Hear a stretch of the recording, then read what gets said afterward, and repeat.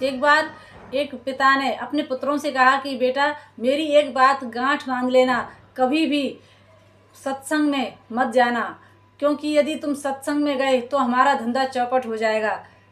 और हमारा धंधा क्या है? चोरी का।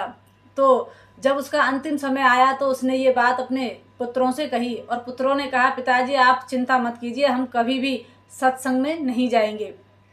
अब तो वह जब चोरी करते तो वह यही ध्यान रखते कि कहीं सत्संग तो नहीं हो रहा।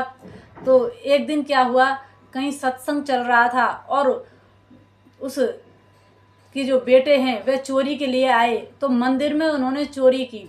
और जब चोरी करने के लिए जैसे ही गया तो उसके कान में एक शब्द पड़ गया। हालांकि उसने कान में रुई ठूंस ली कि मेरे कान में कोई शब्द ना पड़ जाए।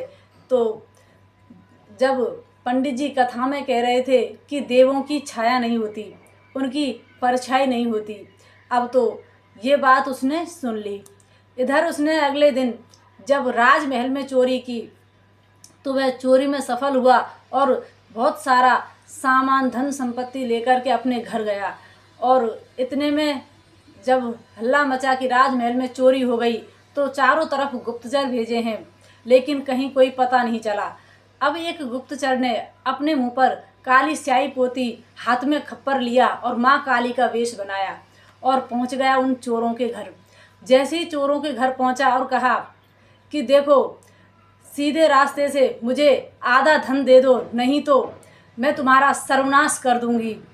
अब तो वह उस स्वरूप को देख करके घबरा गए और कहा कि ठीक है माँ, आप कुछ मत करना, हम अभी आपको सारा धन लेकर आते हैं।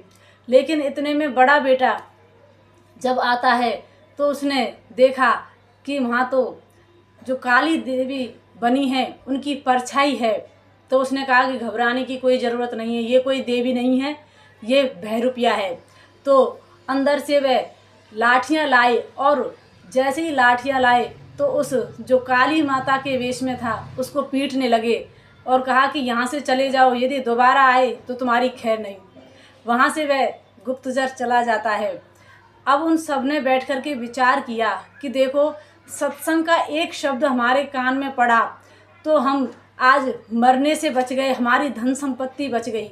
तो क्यों ना हम वहीं चलें जहाँ सत्संग हो रहा था, ताकि हमारा भी कल्याण हो जाए। अरे गलती से एक शब्द हमारे कान में पड़ गया तो हमें कितना फ़ायदा हुआ है कि हमारे प्राण बच गए और हमारी धन संपत्ति भी बच गई।